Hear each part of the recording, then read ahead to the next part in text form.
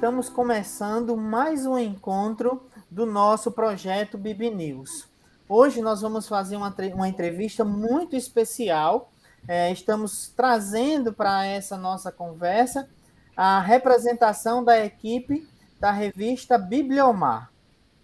Essa entrevista com a equipe da revista Bibliomar é um momento muito importante, porque ela rememoriza uma série de momentos pessoais e faz com que a gente se sinta ainda mais aconchegado a essa nossa noite de hoje. Esse nosso momento visa aproximar pessoas em torno dos mais distintos debates que compõem a cultura informacional. A nossa entrevista será mediada por esse que vos fala, Mário Gaudêncio, doutor em Ciência da Informação pela Universidade Federal da Paraíba, bacharel em Biblioteconomia pela Universidade Federal do Rio Grande do Norte. Na Universidade Federal Rural do Semiárido, é bibliotecário da editora universitária e editor-chefe da revista Informação e Cultura, RIC. Antes de nós começarmos essa nossa conversa agradável, eu queria pedi-los para que você que está nos vendo se inscreva no canal, ative o sininho, curta o vídeo e compartilhe com outras pessoas. Isso é muito importante para essa nossa ação de comunicação. Para essa nossa entrevista, temos a agradável presença da professora Diana Rocha, dos discentes Débora Louzeiro, Jennifer Rabelo, Joedson Santos e Arthur Marques. De uma maneira mais detalhada, eu queria apresentá-los, trazendo um pouco de quem são essas pessoas. A Diana Rocha da Silva é doutora em Educação Escolar pelo Programa de Pós-Graduação Escolar da Universidade Estadual Paulista Júlio de Mesquita, Unesp, Campus Araraquara, São Paulo. Mestre em Educação pela Universidade Federal do Maranhão, UFMA, graduada em Biblioteconomia pela mesma universidade e professora adjunta do Departamento de Biblioteconomia da Universidade Federal do Maranhão. É integrante do Núcleo de Pesquisa em Documentação e História da Educação e das Práticas Leitoras do Maranhão. A Débora Fernandes Louzeiro Santana é graduanda de Biblioteconomia pela Universidade Federal do Maranhão.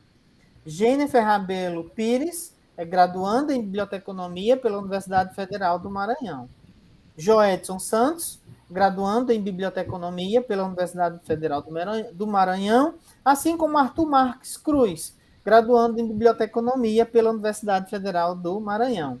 Sejam bem-vindos e bem-vindas. É um prazer nosso, é um imenso prazer tê-los para essa nossa conversa agradabilíssima, eu tenho certeza que será. E essa entrevista ela também marca um mês importante para a gente, né? Estamos vivenciando o mês da Semana Nacional do Livro e da Biblioteca, né? E essa experiência da Bibliomar ela vem para fortalecer ainda mais todas essas discussões que os profissionais bibliotecários e bibliotecárias estão envolvidos. Eu, particularmente, né, eu tenho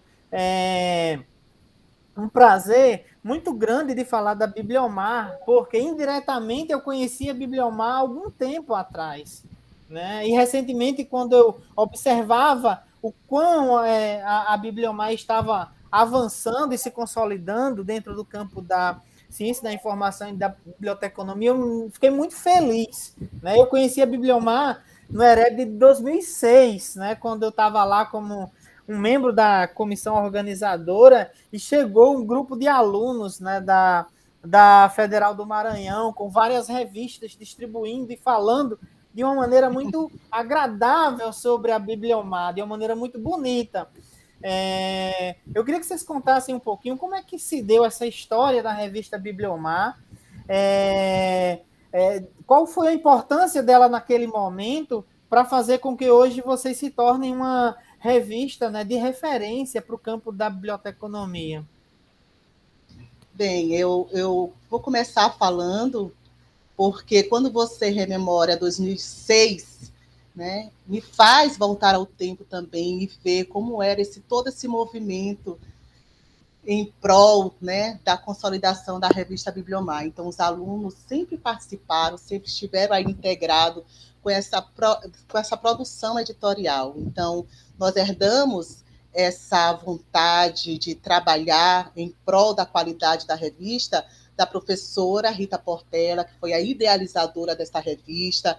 Em 2002, essa revista nasce com essa proposta de se tornar um laboratório onde os alunos pudessem acompanhar, entender, compreender como é o processo editorial, como é que nasce uma revista, a produção de uma revista, publicação de uma revista, como é que se faz a comunicação dessa revista, né? Por isso que você viu lá no Enebit de 2006 todo esse movimento em prol dessa comunicação, em prol realmente dessa publicidade que nós dávamos realmente, nós damos até hoje com a revista Bibliomar. Então, a professora Rita Portela, ela trouxe essa oportunidade para a turma de política editorial, que na época era uma disciplina do 6º período. Ela levou a sugestão de criar um periódico para que os alunos pudessem ter essa prática. Os alunos abraçaram a causa e aí nasceu realmente a revista Bibliomar. Bibliomar remete à Biblioteconomia do Maranhão, e é um periódico que vem se consolidando. Então, se nós formos pensar em 2002, quando ela nasce, nós hoje estamos em 2021, né, prestes a estar aí em 2022, nós estamos no volume 20, número 2, então a gente pode pensar que toda essa empolgação que você presenciou em 2006, ela vive e se mantém até hoje. Então, eu acredito que a Bibliomar nasceu com muita força, com muita vontade de se fazer ver. Eu acredito que sim, ela nasce como uma revista de alunos, é assim que nós a conhecíamos. Quem podia publicar na Bibliomar quando era impressa eram alunos, né? Porque quem era professor ou pesquisador publicava em outras revistas. Nossa revista era muito mais local, né? Não era nem regional, era local mesmo, circulava aqui. E quando tinha esses eventos, Erebit ou Enebit ou Enepet, que nós participávamos, nós levávamos sim o periódico para distribuir, para se fazer ver, né? Se fazer conhecer. Mas esse movimento que a Bibliomar até hoje ela chega com toda essa força é justamente herdado aí dessa idealizadora que foi a professora Rita Portela, que com mão forte comandou toda essa infraestrutura da Bibliomar. A revista ela é feita por muitas mãos, né? São diversas pessoas que contribuem diretamente para o dia a dia desse periódico, né? Como é que é o envolvimento dessa relação com o fazer da Bibliomar, considerando a sua equipe, a participação de alunos, docentes, né, de técnicos, né? Como é que se dá esse caldo cultural de pessoas, né, das mais diversas idades e rostos para fazer com que a Bibliomar ela tenha esse rosto com a cara de todos? Boa noite. Vou Boa falar um noite. pouco agora sobre como é dividida, né, nossa equipe. E eu gosto de dizer que a revista Bibliomar existem 3 colunas, né, que sustentam a nossa revista. Essa divisão ela é feita a partir do nosso comitê editorial, do nosso comitê científico e das nossas comissões. Primeiramente, eu vou falar um pouco sobre algumas tarefas que são realizadas pelo comitê editorial, né? Porque o comitê editorial ele é o começo de tudo. Por quê? Porque é ele que vai definir a política editorial da nossa revista, assim como ele vai definir os parâmetros de qualidade que a revista vai seguir. E o comitê editorial ele tem esse papel de presidir e coordenar tanto o nosso comitê científico quanto as nossas comissões. Já esse nosso comitê científico, ele fica responsável pela avaliação dos trabalhos, esse comitê que vai aceitar ou rejeitar a publicação dos artigos, né? E a partir dessa análise que ele faz dos trabalhos que são encaminhados para a gente, ele vai desenvolver o parecer sobre a avaliação dos originais. No caso, ele vai dar uma resposta, né, para aquelas pessoas que enviaram seus trabalhos. E também é muito importante falar para aqueles que têm vontade ou que enviaram seus trabalhos para a nossa revista, que isso é feito de uma forma anônima, né? Então, nem quem está corrigindo os trabalhos sabe quem enviou e nem quem enviou sabe quem está corrigindo o seu trabalho. E, por final, temos as nossas comissões, que são as comissões de comunicação, no qual eu sou coordenador. Tem a comissão de finanças também, a de captação de originais e a nossa comissão editorial. A comissão de comunicação, ela fica responsável por sempre estar atualizando nossas redes sociais, estar desenvolvendo os posts, estar publicando nos stories, estar respondendo às pessoas que entram em contato. Já a comissão de finanças, ela fica responsável por essa parte financeira da revista, procurar patrocinadores, né, e sempre estar se esforçando ao máximo para que a gente consiga alcançar as metas estabelecidas. Também tem a nossa comissão de captação de originais, né, que ela vai estar auxiliando nesse papel de estar recebendo os trabalhos. Tem a comissão editorial, que também faz um grande trabalho na nossa revista. Nós tivemos uma das assembleias, nós tivemos como ponto de pauta justamente a integração dos professores nas comissões.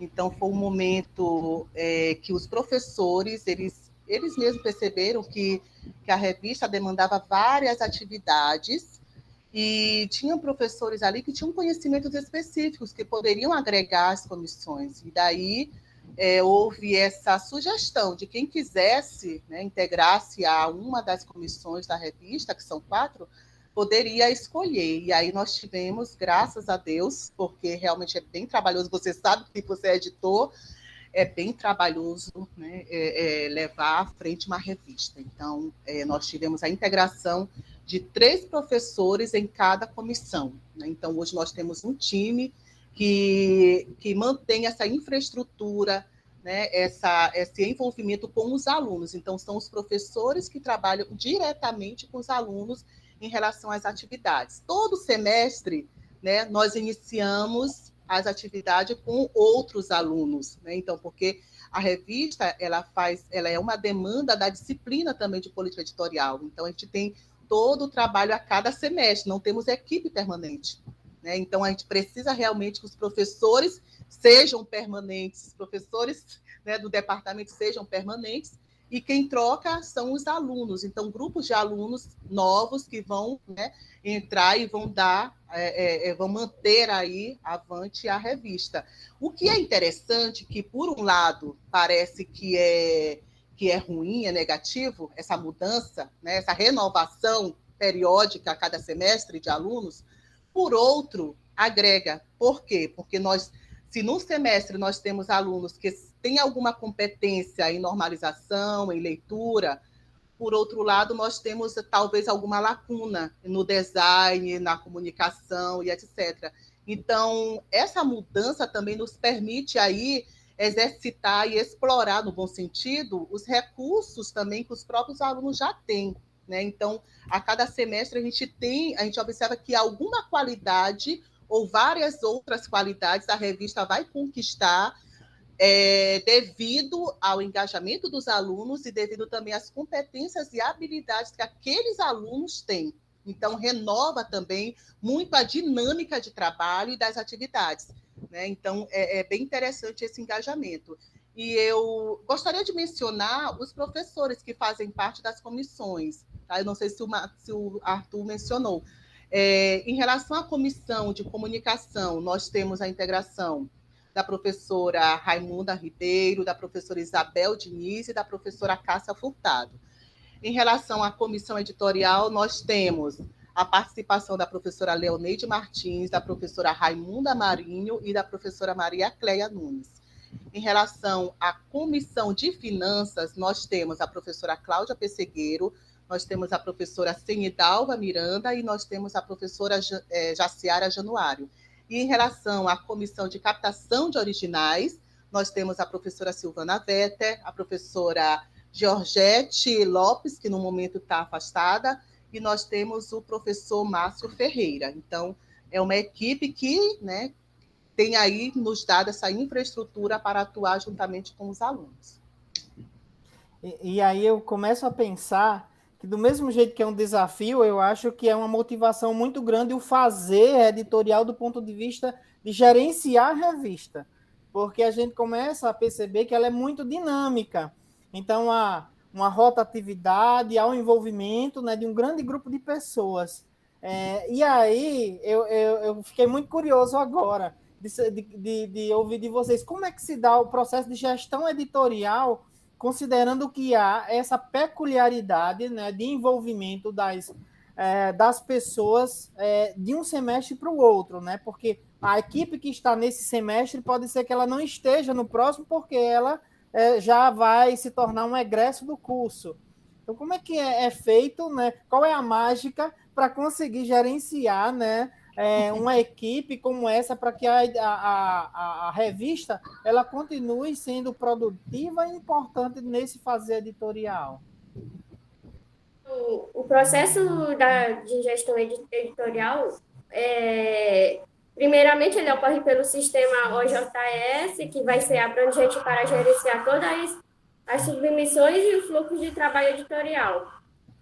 Aí, desse modo, o processo de gestão de OJS vai ocorrer com cada comissão, como a professora já vinha dito, da comissão de editorial, que vai ser relacionada à editorial, e a captação de originais no primeiro momento, sendo analisado todo o conteúdo, como a verificação de plágio, a normalização, a concordância verbal.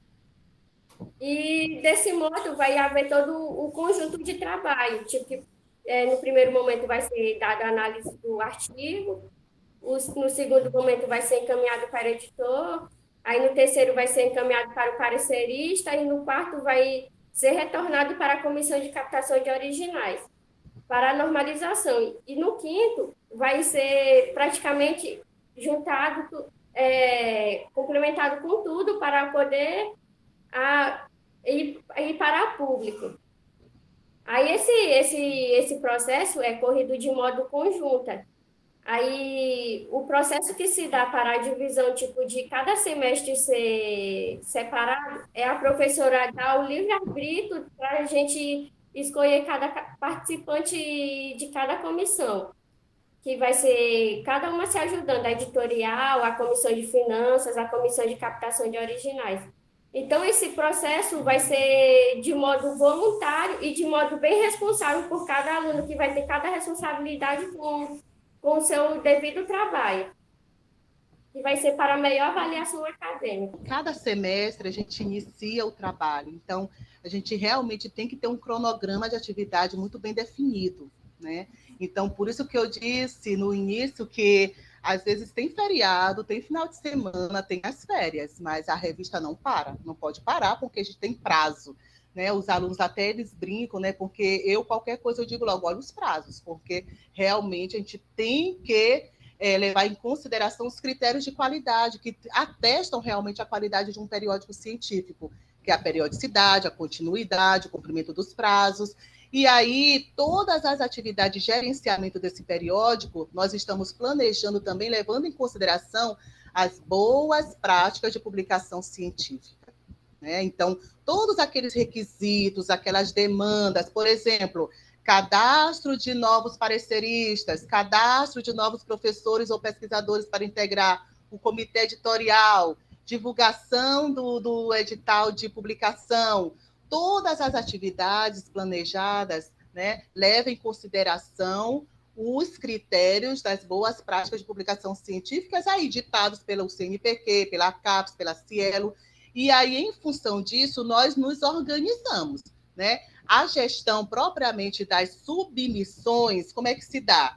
Antes da submissão, a gente já explica para os alunos das comissões que é necessário eles entrarem no sistema OJS, fazerem o cadastro, observar quais são as informações requisitadas para que o autor possa submeter. Por que isso? Porque uma vez divulgado nas redes sociais que a revista está recebendo artigos ou qualquer outro tipo de trabalho, pode ser um relato de experiência, um depoimento, uma entrevista, e o aluno que está ali gerindo a rede social, ele tem que saber responder a qualquer dúvida do possível autor. Como é que ele vai responder se ele nunca tentou fazer uma submissão?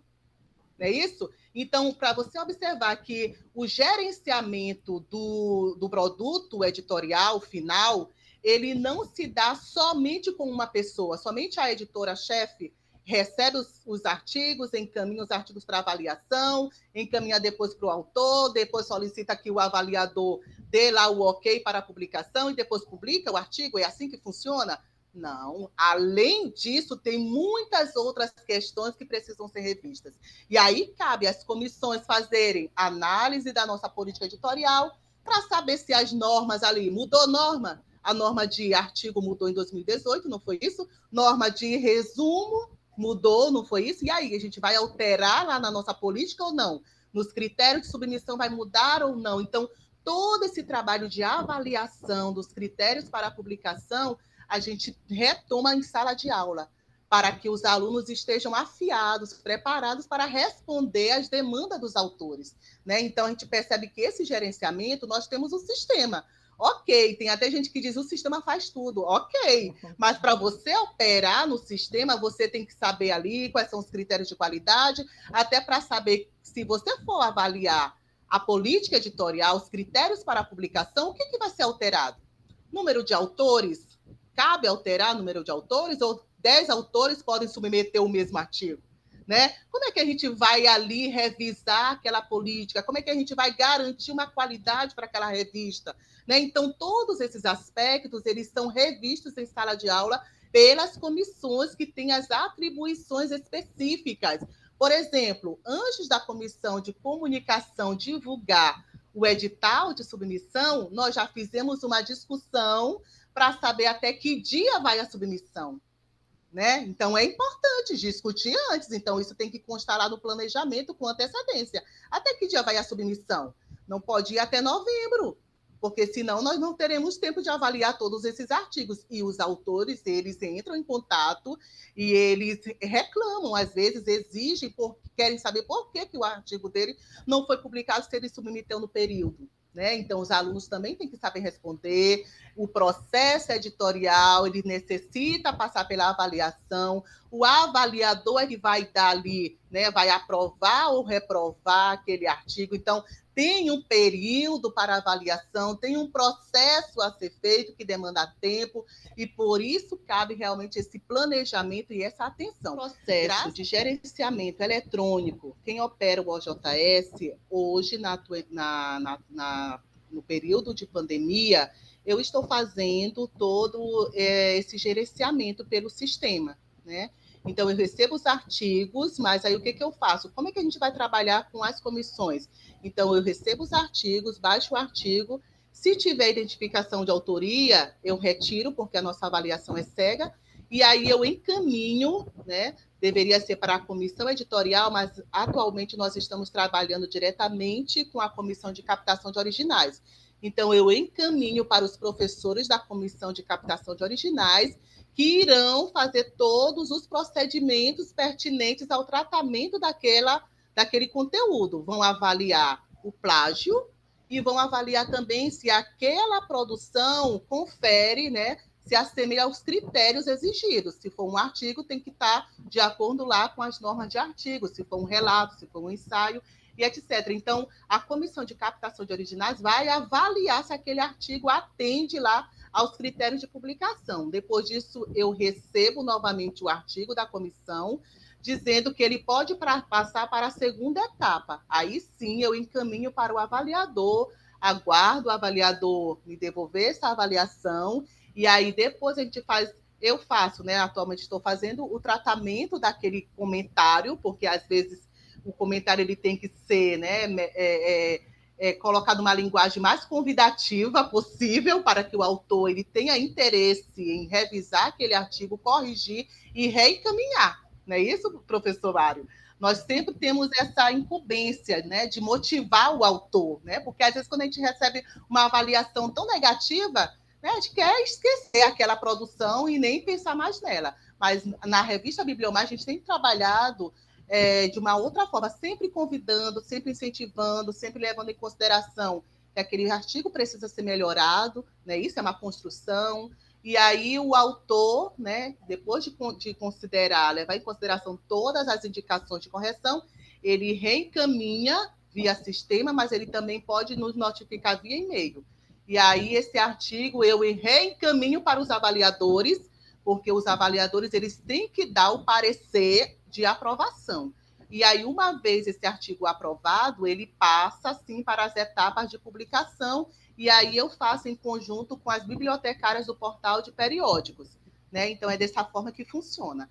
E todas as outras atividades que são pertinentes a cada comissão, os alunos trabalham especificamente com os professores que integram aquelas comissões. Então, eles têm as atribuições específicas e podem trabalhar, né?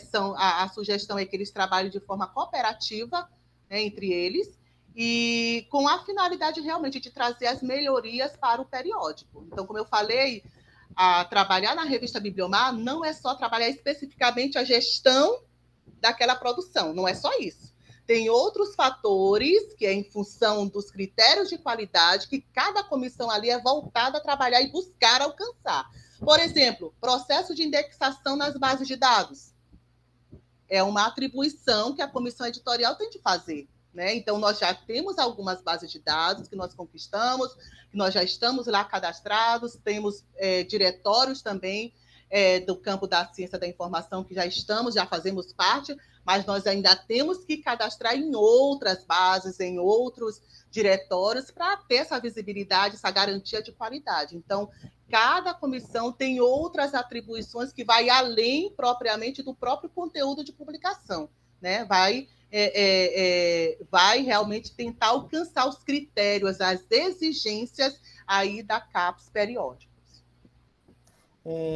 Aproveitando, né, uma bola que você levantou para mim agora sobre os fatores, né, os mais diversos fatores, e aí tem um que eu acho que é de extrema relevância, que tem muito a ver com, não só com o fazer, mas com o processo identitário, né, da revista, o processo identitário da relação da revista com a universidade e da universidade com a sociedade, que são as linhas editoriais.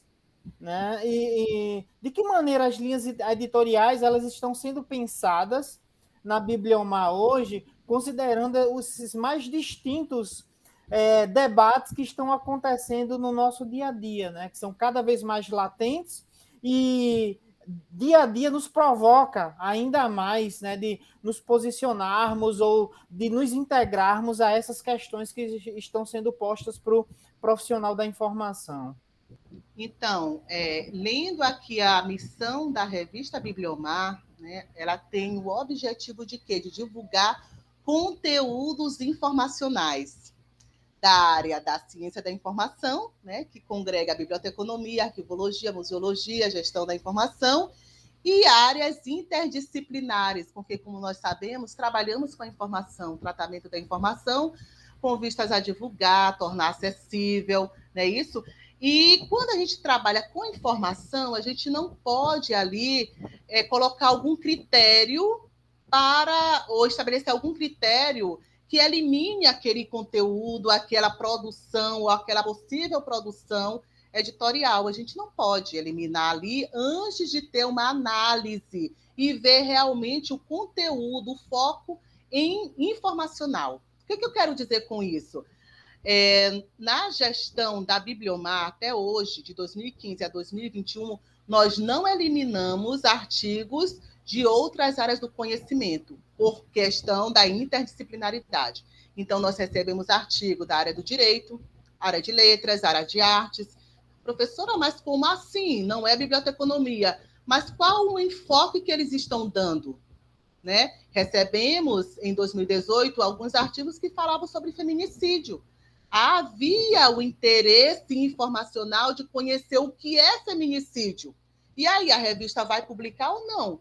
Fizemos uma reunião, não é isso? Fizemos uma reunião e vimos ali o enfoque informacional. As pessoas estão interessadas em ler esse conteúdo. Então, é isso que a gente mais observa naquele artigo, naquele relato de experiência que é submetido.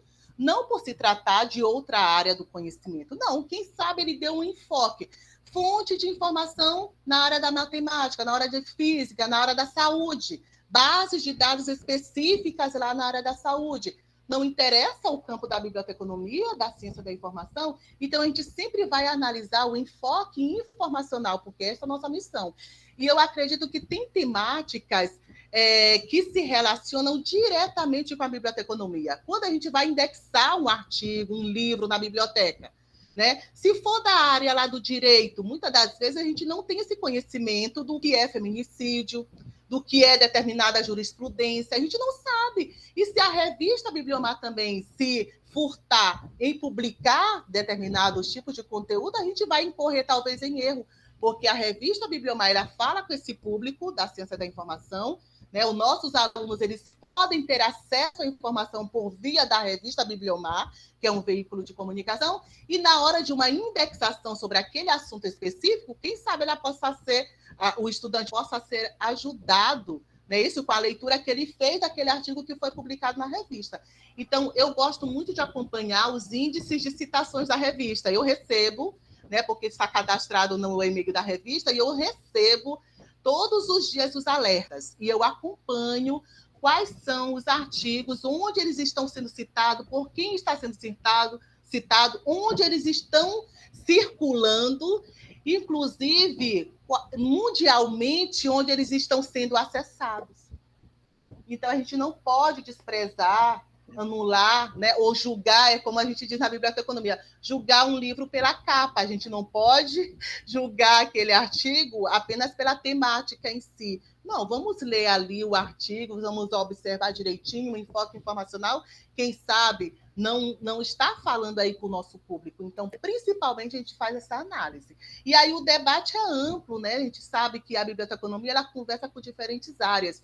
Por isso é que a gente coloca lá áreas interdisciplinares, porque, de repente, ali tem alguma questão, algum aspecto que pode ser explorado pela biblioteconomia, pela museologia, pela arquivística, pela gestão da informação. Então, a gente não despreza nenhum conteúdo que é submetido. A gente tem muita atenção, muito carinho em todas as análises, em todas as submissões que a gente recebe.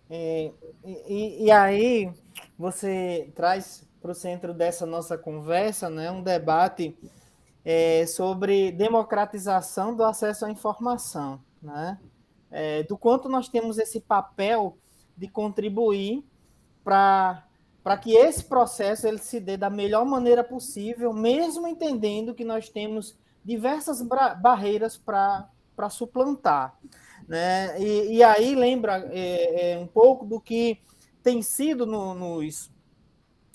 nas últimas, né, nos últimos anos, especialmente a partir do início desse século, né, a discussão sobre o movimento internacional acesso aberto, e que de uma maneira muito interessante, muito proativo, o profissional bibliotecário e os outros profissionais da informação, eles se envolveram diretamente nesse processo, né? E há pouco vocês falavam, né, do uso da plataforma OJS, que é uma ferramenta que vem dentro desse debate maior sobre o movimento internacional acesso aberto, ciência cidadã, ciência aberta. Como é que vocês têm discutido isso de uma maneira que incorpore esses debates, né, dentro desse fazer do dia a dia de vocês, considerando que o movimento acesso aberto ele também tem esse papel, né, democratizador, por mais que nós tenhamos diversas limitações ainda para poder avançar, né, em função delas? Bom, antes de tudo, a gente sabe que promover um acesso à ciência e à informação tem sido um enfoque bastante pertinente nos últimos tempos, e especificamente a nossa área, porque a gente trabalha justamente com a mediação da informação, trabalha, né, com a questão das competências informacionais. Então, a gente sabe que, pelo menos na minha opinião, esse movimento internacional de acesso aberto, ele é imprescindível. A gente sabe que ele vem crescendo cada vez mais e por meio de várias formas. Por exemplo, eu já vi consórcios internacionais de financiadores de pesquisa, e a gente sabe também que ainda tem desafios quanto a essa questão. Mas, assim, analisando, por exemplo, a revista Bibliomar, ela disponibiliza seus originais, suas publicações, né, em termos gerais, no portal de periódicos da UFMA. Então, a gente pode fazer um download, pode ler, pode estar fazendo seus trabalhos, suas pesquisas, porque a gente sabe que, junto, né, com a ciência, a gente sabe, e inclusive, né, acho que acredito que é um dos objetivos e um dos critérios, né, de um periódico, da gente começar a disponibilizar essas informações, começar a criar um conhecimento, de certa forma, novo, vamos dizer assim, que sejam relevantes e que vão servir para a sociedade, para os leitores de forma geral. Então, acredito que nesse aspecto a revista ela tem proporcionado essa democratização. E é lógico, né, que tem desafios, a gente precisa, né, extrapolar ainda barreiras, mas isso também depende muito também de recursos, de investimentos para o acesso aberto, porque a gente sabe que em relação, a gente sabe que tem acesso restrito, né, da ciência, e que a gente precisa de investimento para justamente estar passando, para estar fazendo uma ciência mais aberta, de maneira mais colaborativa, de maneira mais transparente e até sustentável, porque a gente trabalha justamente com essa produção de conhecimento para justamente servir para a sociedade.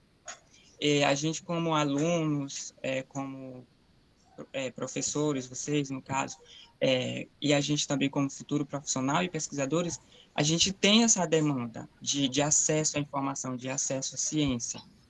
E eu acredito que a gente tem que, é uma pauta muito interessante que a gente tem que se apropriar mesmo, ainda mais a gente, né, que somos os profissionais, ditos profissionais da informação, porque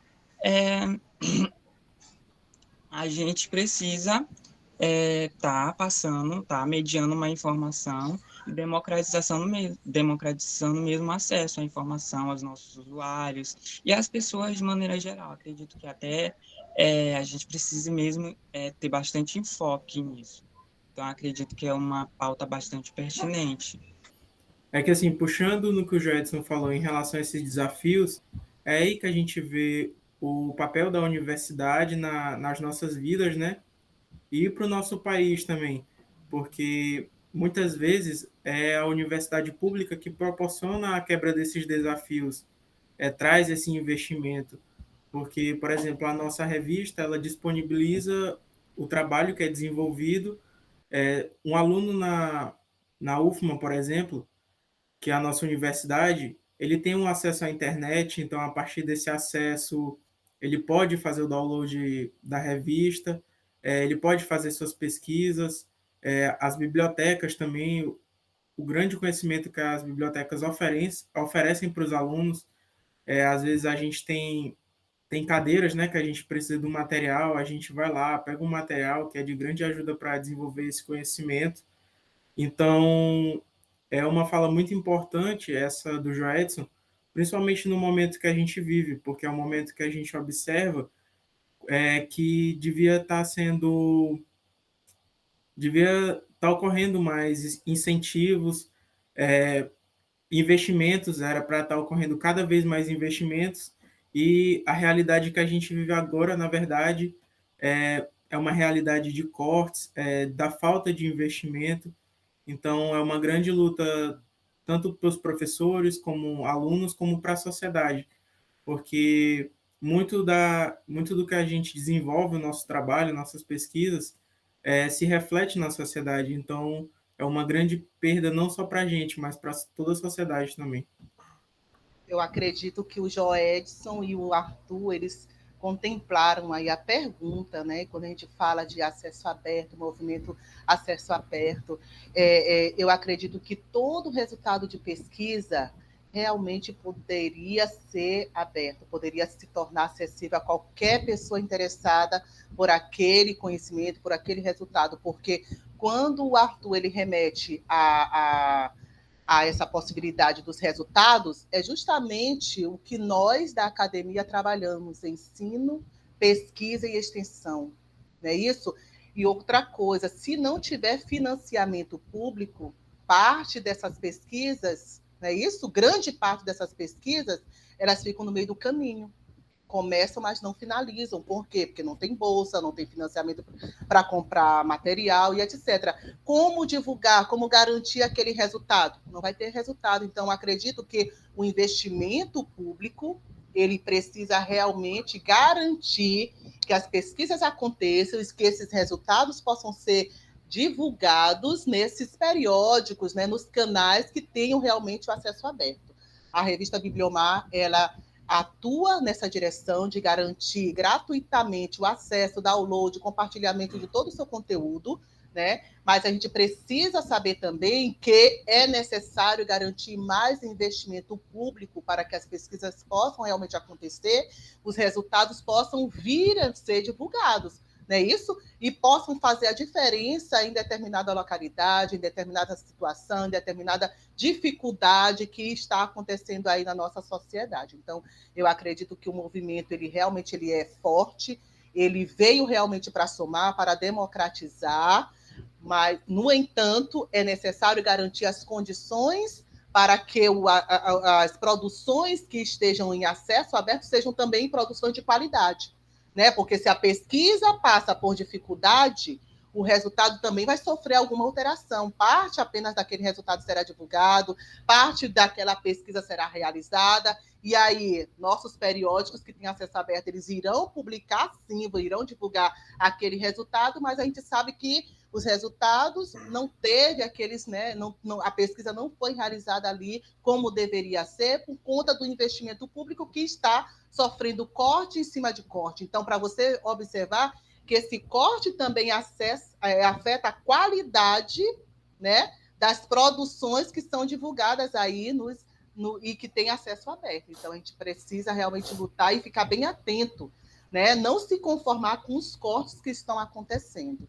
Quando, por exemplo, um estudante de iniciação científica ele sofre um corte da bolsa, quando um estudante lá da pós-graduação, um cientista, um pesquisador, ele sofre um corte, vai refletir também nas produções editoriais.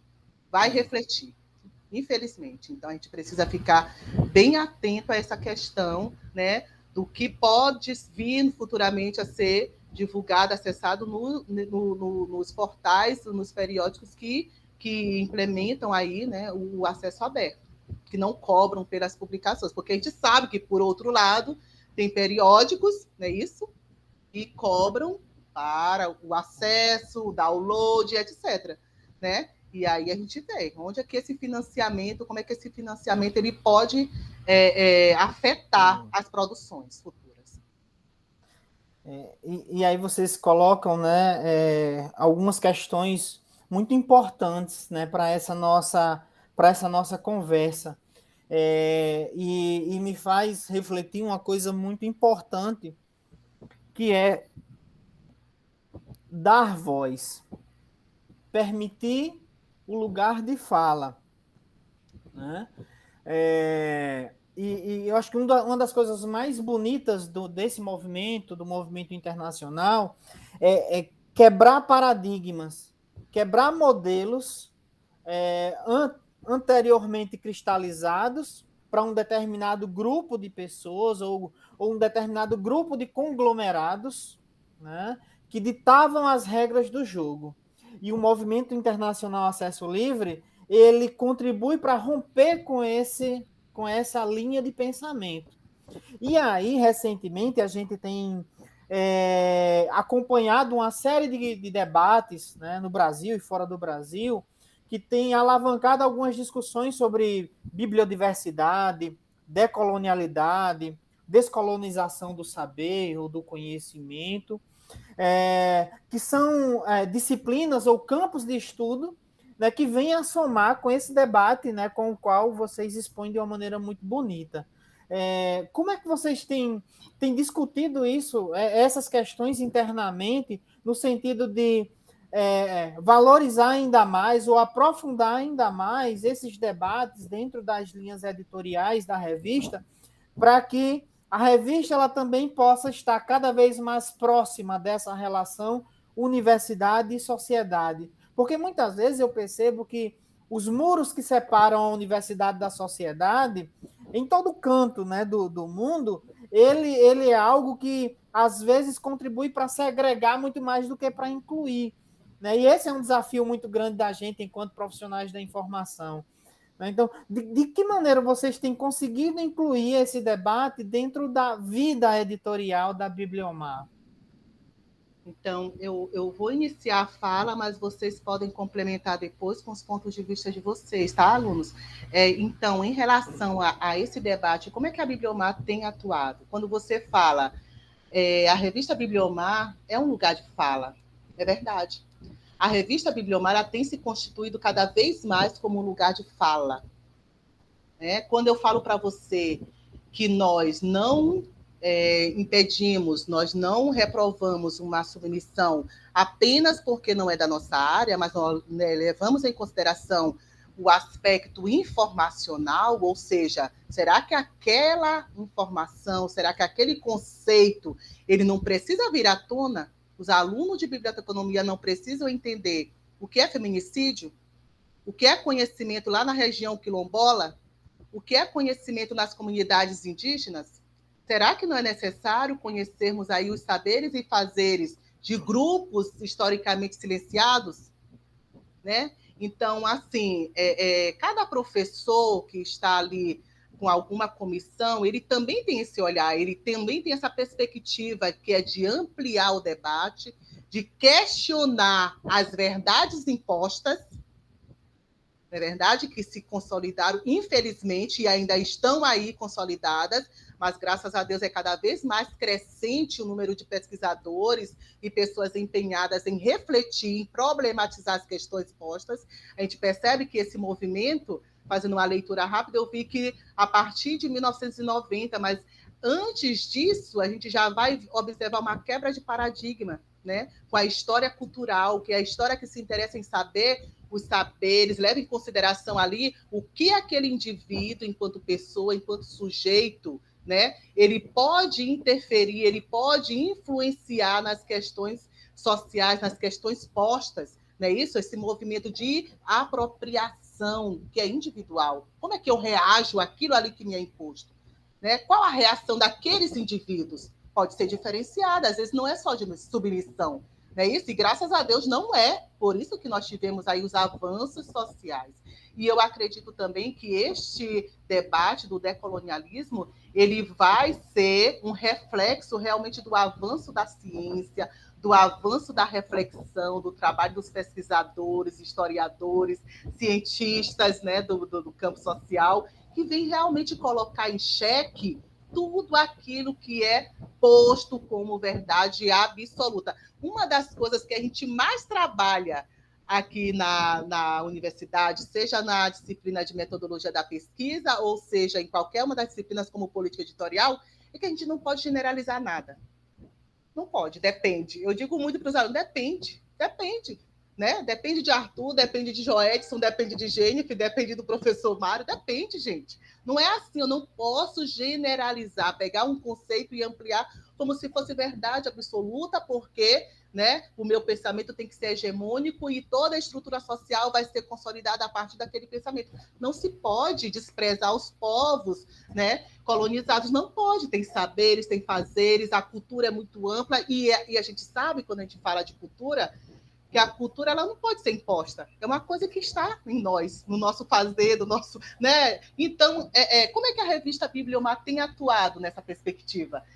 Em 2017, quando eu saí em licença maternidade da minha segunda filha, a professora Francilene Cardoso, ela assumiu a revista Bibliomar, assumiu a disciplina, política editorial, e assumiu também a produção da revista. E a professora Francilene, ela já trabalha na perspectiva do diálogo, do debate, da reflexão, da diversidade, da acessibilidade, dos povos excluídos. Então, a professora ela já trabalha e ela é muito engajada nessas questões, né? E aí, a professora propôs para esta turma de política editorial de 2017 a produção de uma revista temática sobre acessibilidade e diversidade. E os alunos abraçaram a causa e fizeram toda a propaganda, a comunicação para as submissões para essa temática específica. E aí a revista publicou alguns artigos, né, que falavam sobre diversidade, acessibilidade, e algumas entrevistas também da população LGBTQI+. Né? Então, a gente vai observar que a revista também se propunha a dar vozes aos excluídos historicamente, aos silenciados, não é isso? Então, é necessário, sim, trazer à tona todo esse debate. Nós tivemos também, em 2020, uma publicação, foi uma pesquisa realizada num quilombo, né? Então, foi uma das alunas de biblioteconomia, que, orientada pela professora Mary Ferreira, ela fez a pesquisa e depois ela divulgou os resultados da pesquisa, né, dessa população quilombola. Muito interessante também. O assunto de deficiência também é um outro assunto que recorrentemente nós estamos publicando. Né? Então, as pessoas que outrora foram silenciadas, hoje eles estão observando que a Bibliomar é um lugar de fala, é um lugar onde eles podem realmente ali não silenciar, né? Eles podem gritar, nós estamos aqui, nós fazemos ciências, nós também temos interesse pela ciência, nós também fazemos, nós também contribuímos. E é isso. Como é que, né, desconsiderar tudo o que, né, as populações, outras populações não hegemônicas fizeram? Não se pode fazer isso. Não se pode. Então, a revista Bibliomar, como você falou, é um lugar de fala e tem se tornado cada vez mais esse lugar, né, de fala, de divulgação, de grito, de independência, de liberdade. E o acesso aberto, ele promove também essa democratização. Né? Uma vez que nós não cobramos pelos download, compartilhamento, cópia, né? Então, a gente pode sim garantir que todo o público interessado por diferentes temáticas acesse os conteúdos informacionais da revista Bibliomar. Então, graças a Deus, a gente tem, sim, assumido essa questão com muita, com uma visão realmente muito crítica e necessária, né, principalmente. Necessária, principalmente. A professora Diana citou, né, a professora Meire Ferreira, e me veio uma lembrança muito boa, que foi de um trabalho que eu desenvolvi bem no começo do curso de biblioteconomia, que foi em relação aos gêneros, né, dentro da biblioteconomia. A professora Meire, que é uma grande pesquisadora, eu tive a oportunidade de entrevistar ela, então me fez pensar que, assim como a grande diversidade das áreas temáticas que abrangem a revista, a gente também tem uma diversidade muito grande de professores. E nosso departamento conta com diversos professores, não só do departamento de biblioteconomia, mas de outros departamentos, professores de sociologia, de antropologia, filosofia, que por muitas das vezes já fizeram grandes trabalhos com tribos indígenas, tribos africanas, comunidades quilombolas. Então, a revista Bibliomar, ela tem a honra, né, e também tem ela é muito feliz em ter algum desses professores fazendo parte do seu corpo docente, né? Conversa boa, ela passa rápido, né? Não é diferente essa nossa conversa, né? Antes de nós passarmos para os nossos recados finais, eu queria que vocês, se possível, deixassem uma dica de livro para as pessoas que nos veem.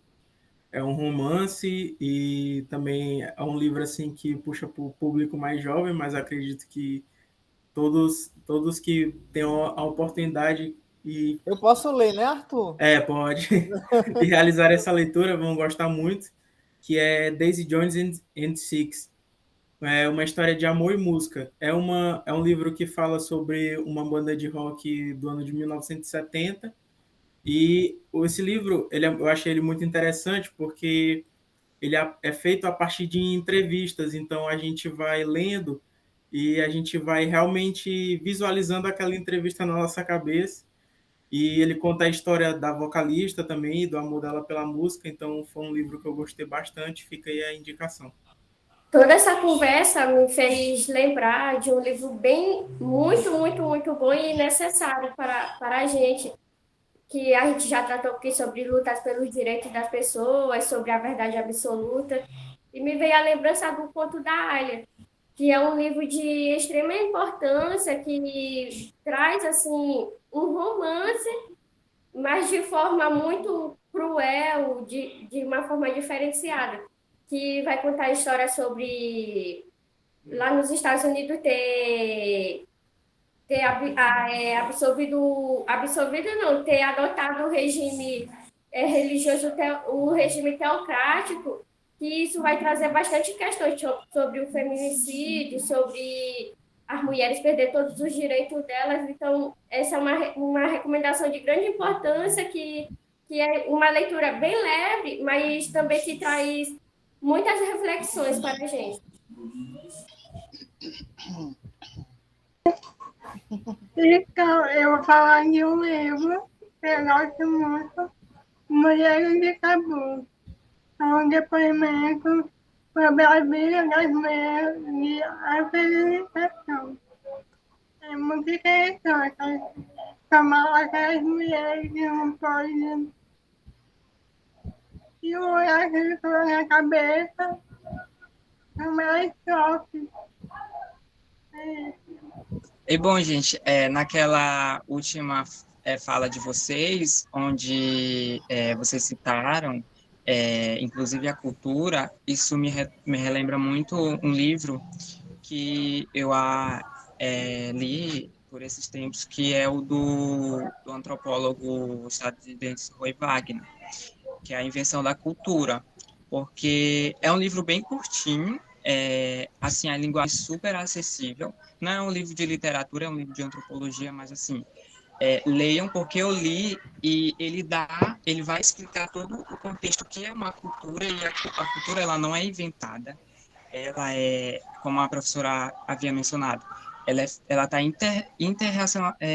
interligada com as práticas, com a sociedade, e de como é importante a gente começar a ter relação com a questão desses povos, que muitas vezes a gente tem muito preconceito. Então, a gente propriamente vai começar a mostrar a nossa realidade para eles, assim como eles vão mostrar a realidade deles para nós. Então, eu acho que é um bom livro que eu recomendaria. Eu gostaria de recomendar o primeiro livro, é A Missão do Bibliotecário. Hoje eu estou aqui vestida com uma das camisas, né, dos nossos lançamentos da Bibliomar. E eu acredito assim, quando a gente está em sala de aula, eu sempre falo da revista Bibliomar com muita empolgação. E quando o aluno ele começa a falar a nossa revista, eu digo, pronto, ele entendeu a nossa missão. Ele entendeu a nossa missão, sabe? Então, eu acredito que aquele livro de Ortega y Gasset, A Missão do Bibliotecário, ele retrata muito bem para que nós estamos ali, né? Qual é o nosso fazer? Qual é a nossa missão enquanto alunos da disciplina política editorial, enquanto responsáveis por uma produção editorial? Nós não podemos deixar morrer, nós temos que realmente nos empenhar pela qualidade editorial, qualidade do conteúdo, qualidade do nosso fazer. Então, assim, eu acredito que todo aluno, independente da área, ele poderia ler e internalizar aqueles conceitos, né? O que o Ortega y Gasset quer dizer como a missão? O que você tem como missão de vida? O que você tem como missão fazendo tal disciplina? Ou você fazendo parte de tal família? Qual é a tua missão? Para cada coisa, a gente tem que realmente estabelecer um sentido, porque senão não tem sentido, né? Na hora de fazer, tá certo? E fazer o bem, fazer as coisas com qualidade, exige realmente ali dedicação, atenção, e não é fácil. E a gente só faz realmente com muita qualidade se entender qual a nossa missão ali naquele determinado momento. E um outro livro que eu gosto muito, quando falo em livro, indicação de livro, eu sempre me lembro do livro, meu livro de coração. Graças a Deus, eu encontrei aquele livro que ele me traz um saber, né? Ele me faz refletir tantos aspectos da sociedade que até hoje é o livro que me marcou. É o livro A Balaiada, de Viriato Correia. Né? A Balaiada, todos nós sabemos que foi uma guerra sangrenta que ocorreu aqui na segunda metade do século XIX no Maranhão. Né? Mas o interessante é como o Viriato Correia ele conta a história, ele utiliza uma linguagem um romance, o livro é um romance, ele vai utilizar ali personagens fictícios e também personagens reais, e ele vai contar aquela história, que foi um ato sangrento, num tom de novela, onde ele coloca ali o lado irônico, o lado cômico, o lado também da selvageria, né, isso, dos homens letrados que vão lá e dizimam aquela comunidade, e olhar o outro lado, os outros acontecimentos que demandaram aquela guerra, as pessoas envolvidas, a comunidade que formava ali Caxias, então olhar ali para aquela população que está ali embaixo, né? Então a gente conhece a história da balaiada dita de cima, é o discurso oficial, e o Viriato Correia, ele vai lá nas origens, nas pessoas, nas famílias, estuda aquela comunidade e conta, né, faz um relato do que foi a balaiada, né, em forma de novela. Então, para mim, é um dos livros mais interessantes e muito inspiradores também na minha escrita atual, porque é desconfiar daquilo que está posto no discurso oficial. Né? Então, a gente tem que realmente desconfiar e observar que muitas outras variáveis contribuíram para aquele acontecimento, e não só aquilo que o poder, a hegemonia diz que foi, né, determinante. Então, a gente foge desse discurso. Então, é isso, eu indico esses 2 livros. Que legal, gostei muito das indicações de vocês. Tem no nosso blog tem um espaço que é curadoria bibliotecária. Então a gente põe lá só os livros, as indicações dos livros, né, feitas pelos bibliotecários que vão passando por essas nossas conversas, ou estudantes, né, ou professores, né, para esse grupo que passa por aqui. Então, fico muito feliz de todas essas indicações. Inclusive, eu já vou anotar no meu caderninho para fazer parte da minha lista. Estamos caminhando para a nossa reta final, né? E aí eu queria deixar facultar a palavra para vocês, né? Deixarem um recado final de vocês para essa nossa agradabilíssima noite. Para mim foi, né? Está sendo uma agradabilíssima noite.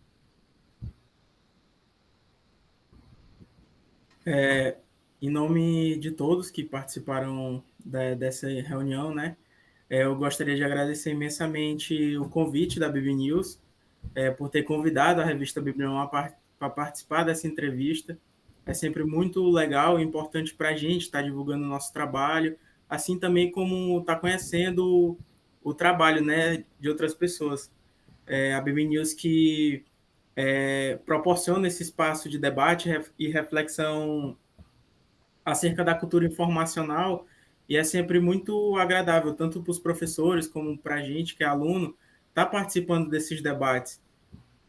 Eu também gostaria de agradecer nosso mediador, o Mário Galdense, que foi muito simpático, realizou esse convite para a gente. Também gostaria de agradecer a professora Diana e todos os professores coordenadores que estão aí do nosso lado, sempre nos motivando e nos auxiliando, e também ao departamento de biblioteconomia, né?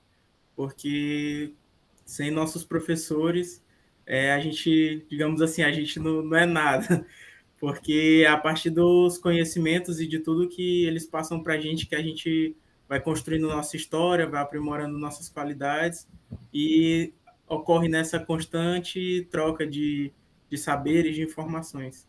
Então, esses são meus agradecimentos. Também queria agradecer a todo mundo aí que está acompanhando, e fazer a fala do professor Mário, as minhas. Sigam a BIM News, sigam a revista Bibliomar também, a gente sempre está divulgando Sim. conteúdos. Então, são 2 espaços aí de grande conhecimento que eu tenho certeza que vai acrescentar alguma coisa para todos.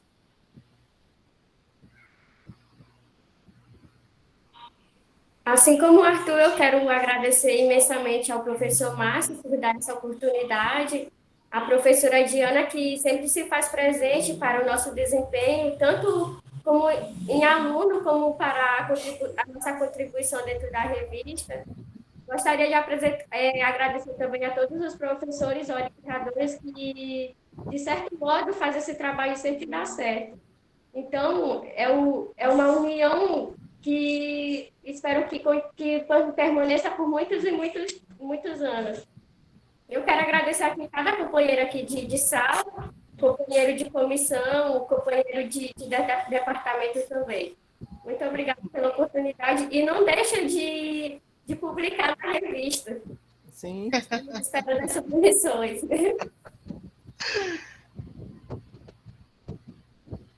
Para fechar, eu agradeço ao convite, o interesse, por nos convidar para estar aqui nesta noite, falando um pouquinho do nosso trabalho e falando também, mostrando quem está por trás da revista Bibliomar, que eu sei que vocês nos acompanham nas redes sociais, né? Mas quem é esse grupo, né? Então, foi muito, muito bom, nós nos sentimos muito privilegiados pelo convite, e eu acredito que esse sentimento ele está ali instalado em cada um desses alunos que estão aqui e das outras turmas que já passaram, porque a qualidade editorial, todo o trabalho, todo o empenho, né, se reflete na revista, né, na evolução da revista, e os alunos, eu acredito que eles veem esse espaço, veem esse dispositivo cultural, né, vem um dedinho deles ali, a cada medida que a gente aparece na rede social, cada espaço conquistado, cada qualidade conquistada, eu acredito que cada um dos alunos, tanto os que estão aqui, quanto os que passaram, quanto os que integraram as comissões, eles se sentem ali como participantes, né, como contribuidores para a evolução da revista Bibliomar. Então, eu agradeço também o Departamento de Biblioteconomia, toda a nossa retaguarda institucional do departamento, da universidade, dos professores, do portal de periódicos da universidade também, e todos também os avaliadores e os membros do comitê editorial. Sem vocês também a revista não teria o destaque que hoje nós estamos tendo. Então, muito obrigada a todos vocês e principalmente ao professor Mário, né, por levar em consideração, rememorar o 2006, que foi tão importante na vida dele, na minha vida também, e a Bibliomar realmente fez parte da minha vida. Agradecer também à professora Rita Portela, sem ela, nada disso aqui seria possível. Então, muito obrigada, professor Mário, fiquei muito feliz em saber que na sua memória você se lembra, né, da existência do nosso periódico científico, que hoje não é mais impresso, mas continua atuando e cada vez mais se empenhando para ter as qualidades aí exigidas pela CAPES periódico. Gente, eu queria, né, agradecer a vocês também, tá? Foi uma honra estar com vocês nessa noite de hoje, né? E aí nominar, né? Quando são 6 pessoas, a gente pode nominar sem medo de errar, né? Então, agradecer à professora Diana, a Débora, a Jennifer, ao Joedson e ao Arthur. Falei todo mundo, não falei? Sim. Foi muito agradável essa nossa conversa, né? Às vezes a gente manda, quando vai fazer a pauta, né, da entrevista, aí termina que a gente manda uma proposta como entrevista, mas quando termina como uma conversa agradabilíssima, que sempre a gente consegue fazer ali entre os nossos pares, né? Isso é muito bom, isso nos deixa muito felizes. É assim que a gente vai percebendo que nós estamos fazendo as coisas do jeito certo, né? Então foi muito importante para mim, foi muito importante para esse projeto, né? Porque a ideia é que a ideia do BB News é que ele seja um projeto de outras propostas que vêm junto com ele, dentro do que a gente criou aqui na universidade como um grupo de pesquisa em cultura, conhecimento e inovação. Então, a ideia do projeto BB News é um pouco disso, né? Um pouco uma ferramenta para capilarizar essas histórias, né?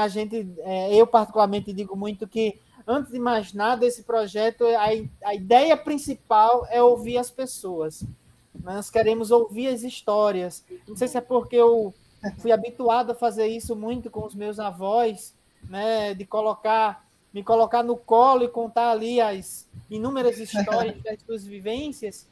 Então, termina que... E tive uma das minhas avós, era benzedeira, né? Então, ela tinha muita história para contar também, daqueles seus momentos de reza. E eu acho que esse projeto ele é um pouco disso, né? A ideia dele é contar as histórias dos profissionais bibliotecários, contar a história dos pesquisadores, contar as histórias dos alunos de graduação, porque todo mundo tem algo a contar, né? Então, eu acho que para que ele tenha essa cara plural, eu acho que a gente precisa incluir todo mundo, né? Das mais diversas faces, das mais diversas formas de pensar. Eu acho que é isso que torna bonito, né, o fazer da gente, o fazer da Bibliomar, o fazer da gente enquanto ação direcionada à biblioteconomia, à ciência da informação, né, e seus outros ramos de atividade que fazem parte desse conjunto, né, desse grande domínio, né, que nós fazemos parte. Então, meu muito obrigado a vocês, né? Eu tenho certeza que vocês vão levar a Bibliomar na vida de vocês para sempre, porque essa experiência do fazer editorial é uma experiência que a gente jamais esquece. E lá na frente, vocês, enquanto bibliotecários e bibliotecárias, ou professores e professoras, vocês vão perceber o quanto a Bibliomar ela foi importante e estratégica, né, na vida profissional de vocês. Né? Queríamos que todas as universidades tivessem uma experiência como a experiência da Bibliomar. Então, eu fico muito contente em todos os sentidos, né, de estar fazendo essa conversa com vocês. Então, meu muito obrigado a todos e todas vocês. Nós que agradecemos, professor.